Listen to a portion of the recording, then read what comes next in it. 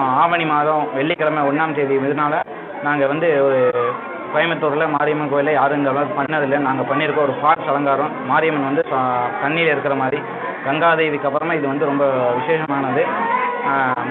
இந்த மாதிரி மழை வந்து அடுத்த வருடம் இதே மாதிரி மழை வரணும், நாடு செழிக்கணும், அதுக்காக வந்து நாங்கள் தண்ணி பஞ்சம் இருக்கக்கூடாதுன்றதுக்காக சாமி வந்து எப்பவும் குளிர்ச்சியாக இருக்கணுங்கிறதுக்காக நாங்கள் வந்து இந்த தண்ணி அலங்காரம் பண்ணியிருக்கோம். இந்த மாதிரி இந்த ஊரில் வந்து ரொம்ப விசேஷமான கோவில் இது. பக்தர்கள் நிறையா வர ஒரு கோயில் இது. வாரம் வெள்ளிக்கிழமை ஒவ்வொரு விசேஷம், ஒவ்வொரு அலங்காரம் பண்ணுவோம். இந்த மாதிரி நிறையா பூஜைகள் நடக்கும். வாரம் வெள்ளிக்கிழமை ராகு கால பூஜை இருக்குது, எல்லாமே இருக்குது.